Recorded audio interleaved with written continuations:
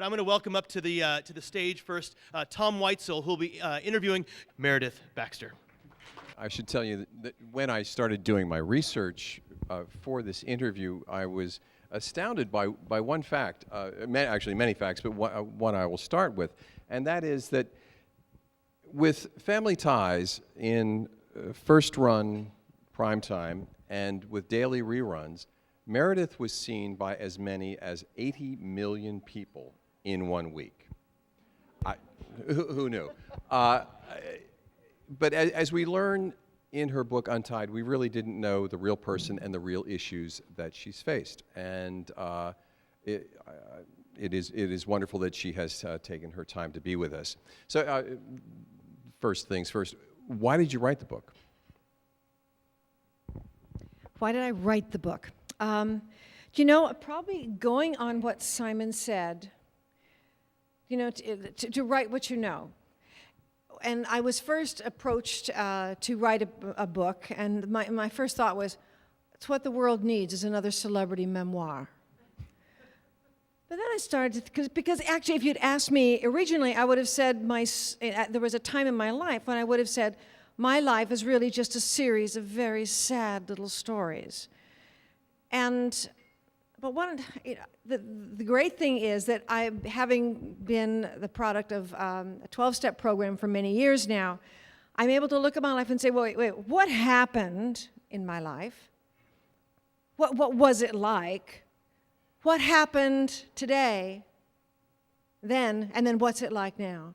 So I got to look at those sad stories, and I got to look, and I had to think about, I've learned something from those sad stories. They don't just exist as sad stories anymore.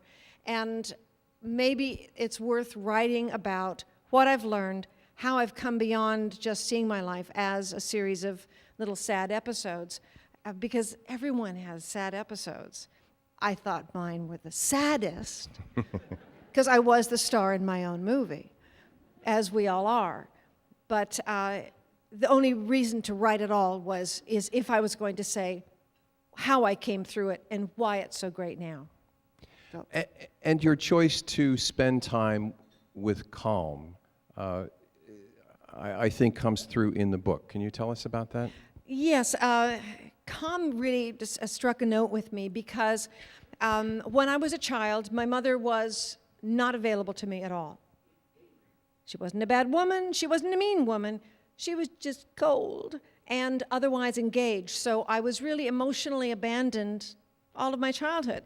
Now, many people have had that or worse happen to them. What I took away was a story that I told myself. I told myself I was unloved and unlovable, and that no one was ever really going to love me. And so that informed how I approached my entire life. Every choice was made through the prism of being an unloved person.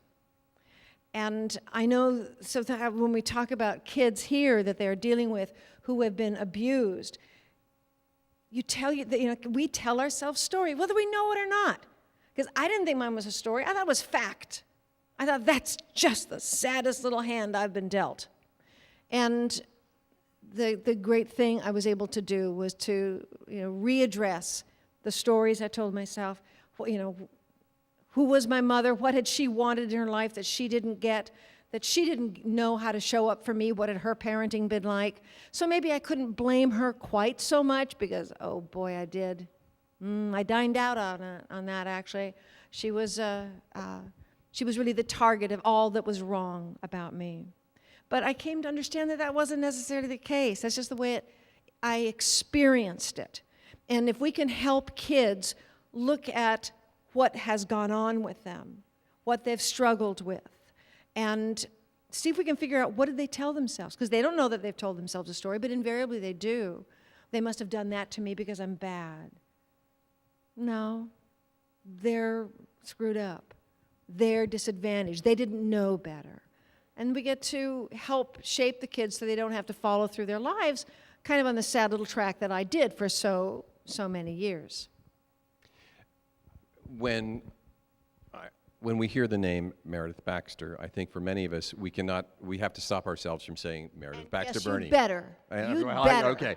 But I did I not. spent a lot of money 20 years ago to be just Meredith Baxter. In this examination that you've done, you not only address your relationship with your mother and your nuclear family, but also with your husbands, and in particular, David Burney.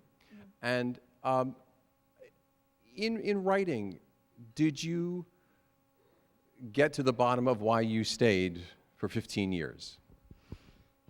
Yes. Mainly because that story that I just told you. You know, when I say that I thought that I was unloved and unlovable, and that informed the entire trajectory of my life,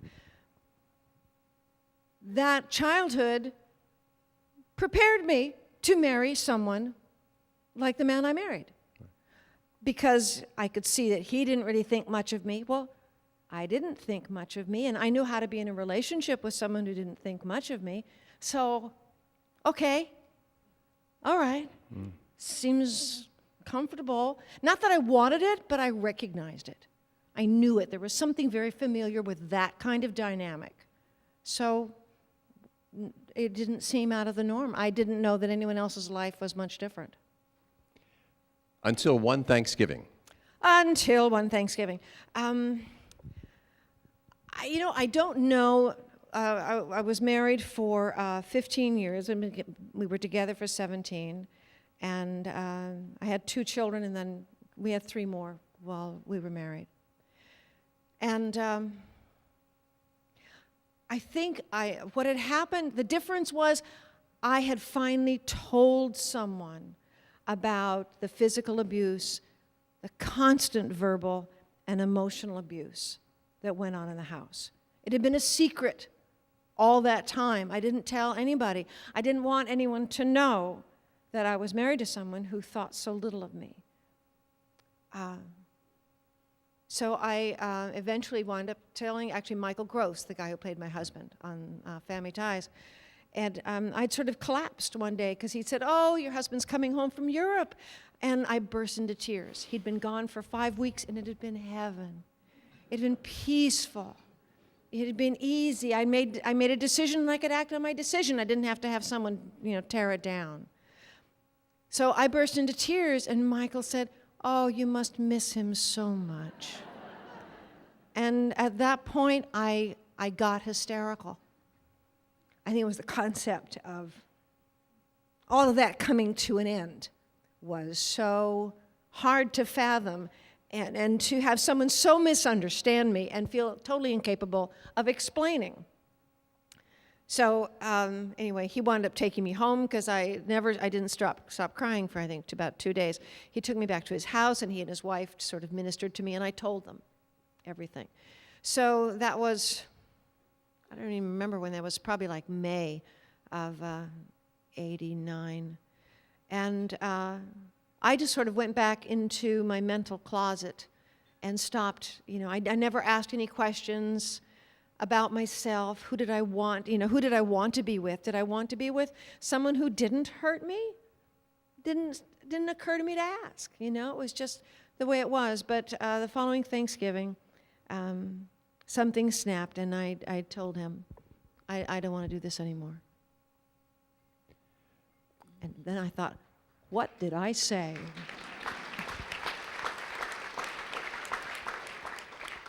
You began this afternoon's remarks talking about a 12-step program. I am wondering what it was like for you when you walked into a room, into a place that is called, I assume, Alcoholics Anonymous, and you are the least anonymous person in the room. Well, au contraire. Well, okay, that's why it's anonymous, right? You assume a lot. I do. Actually, being in a 12-step program was very difficult for me because there is a certain anonymity that is supposed to be expected and understood, and I was really pissed off for a long time, being so self-centered that all I could think of was that I don't get to enjoy the anonymity that the rest of you do, until there was a couple-time Oscar winner who happened to approach me to say, Meredith. And I stood there feeling like real small potatoes in front of this guy who was so darling. And I said, well, what do I do? And he said, it's not your problem. It's not your problem. It's no big deal. Someone says something to you, you say it's an outside issue. Right. Say, oh, okay. Okay. And it was not a problem anymore. It was difficult. I didn't think I was an alcoholic. So many of us don't. It's a disease of denial. And I didn't think I was an alcoholic because alcohol was really working great for me. It's what got me through the day. It's what made it all possible. So don't stand here and tell me alcohol's my problem. It's actually, the truth is my thinking was my problem. In the program, they talk about if you substitute drinking, take the word drinking out and put thinking in, that was my problem. Because I had a distorted look on reality. I thought, that things happened because of me. Things didn't happen because of me. They happened because someone else had an issue or something, and they wound up, splashing on me, but it wasn't about me. And I had to learn, let go of my terminal uniqueness. As you write in the book, the 12-step program and sobriety changed your life. Nancy Locke has changed your life as well. Mm-hmm. Can tell us about how your life is today. Okay, well, we jumped a bit here. We did, yes.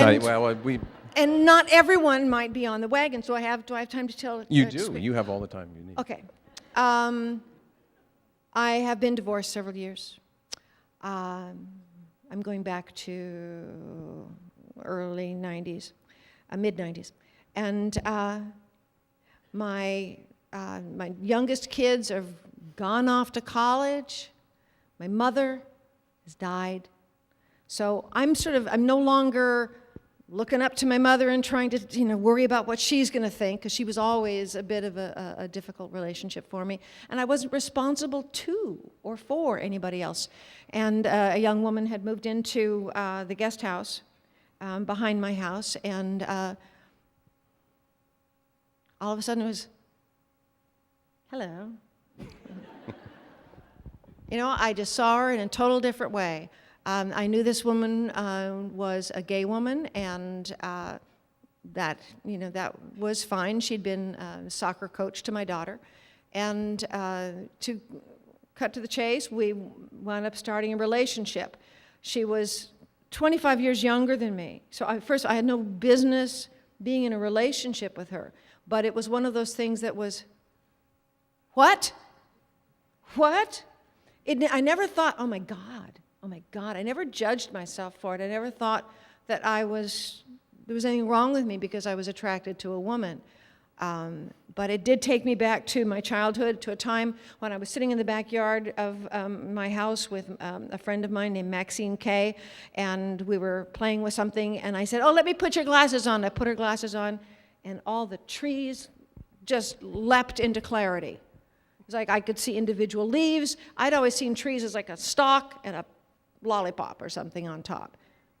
I'd told my parents for years I couldn't see stuff. I didn't know I needed glasses. I thought everyone saw the way I did. That's what this moment was like. That, oh, there's a clarity, there's an understanding here that I didn't know existed for me. So that relationship could not last, but it did determine where I was headed after that. I told my kids, and they went, just want you to be happy, Mom. I thank God I had an old commie liberal as my stepdad. I absolutely adored him. The book opens and I did read it all the way to the end, but the very first page is... Thanks for that. No, it's well worth it. Page 1 is the day that you are going to go on NBC's Today, as part of ostensibly as part of a Family Ties reunion, certainly well deserved. But there was another agenda, and this is where I think that is another example of your courage, because you went the next step. And can you tell us what that day was like? Okay, there might be a little confusion in what you were calling of that, because I did 2 Today shows. The first one was the year before, was our reunion. I'm sorry. The second one is following the cruise. I'd gone. My girlfriend Nancy and I had gone on to we got onto a cruise together. It was a lesbian cruise, and there were cameras on board. And it came when I got off the cruise. I was trying to think about, gee, maybe I should, try to start living an open life, because all of my friends and family knew, but professionally I was keeping it a secret. And I got off the cruise to find out that the National Enquirer and Perez Hilton and all that were in the Globe wanted to have stories, or they were going to run with them themselves. Which means that they take a nugget of what they know to be true, and then they write some horrible travesty about who you are and what you're doing and all that. So the only way to combat that, as I put myself in the hands of a publicist, and he said, okay, you're going to go on the Today Show, we're going to do a spread in People magazine. What? I said, this is a little over the top. Nobody cares. I really think, I hadn't been on prime time in 20 years. Why? Nobody's going to care. But it was the only way I knew to hold onto the story myself and keep it, have some integrity involved in it. So I went on Matt Lauer and I thought I was going to wet myself. I thought, I'm setting myself on fire on national television. There's no reason to have to do this. Nobody's personal lives is anybody else's business. This is a victimless crime. I don't know who you think is being hurt by this. But I had to go on and say that yes, I'm a lesbian, late in life discovery, okay. And then all these, there's all this reaction to people saying, oh, you must have been living a lie all those years. No, I was always a very unself-examined, I never asked myself anything. I think it's because I was so cowed. I was always so frightened as a child. I was so sad. And it didn't occur to me to be able to ask for what I wanted, to even stop and say, what do I want? Do I like chocolate or vanilla or what? Or it didn't, I never asked myself anything. So, you know it when you know it. I have no regrets. It explains an awful lot about what my past relationships with men had been like. I had good relationships and I had bad relationships, kind of as we do. Doesn't change much about me, really. The book's been out for a year-ish. Paperback came out this week. Paperback is out this week. What has this last year been like, in the sense that you, in the book Untied, share so many things in very candid detail? What do you hear when you're at an event like today or some other event from people? I think more than anything, women particularly have approached me to talk to me about domestic abuse. And because I have talked so openly about that, and breast cancer, and coming out, and just living in an abandoned childhood, so sad. I think the great thing is that I feel I don't have any secrets. You may not know everything about me, but there's nothing I'm trying to keep hidden anymore, and there's a real freedom in that. When Nancy and I walked out of NBC Studios, a couple years ago, having done the Today Show, my first thought was, I don't have to do that ever again. I am an open book. So there's a nice feeling to not have to be circumspect in any arena, and to be in touch with the fact that I have things to offer. I haven't had a horrible life in any means, although I would have thought so at one time. It's just because I felt things excruciatingly deeply, as we do, In the 12-step program and in stories of abuse, we often hear the phrase breaking the cycle. ending the cycle. How are your children different than you, or their experience different than yours? And Well, they're all smarter than I am. well, Not aren't one they of all, them are went they? into acting. I'm so proud.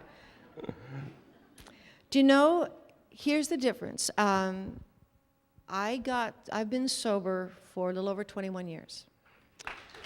Thank you. For my oldest kids, obviously did not have me as a very sober mom. I wasn't always drinking alcoholically, but I was not available, emotionally available, because I didn't know how to be.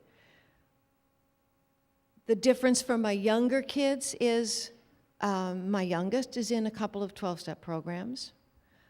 We talk everything. We talk all the time. She will bring stuff to me that you would not think that a child would bring to her parent, to say, this is what I'm struggling with. And, you know, I'm working on trying to do an inventory to find out what was my part in this horrible thing that went down. And I can talk to her about it because I've done inventories to find out what was my part. Okay, this was a bad thing that happened, but what did I bring something to the table? What might I have said or done that have put me in a position to be hurt by this? So it's really in depth, and I pass that along to them, to her. The others don't really get the benefit of that because they weren't around for it, and they kind of grew past it.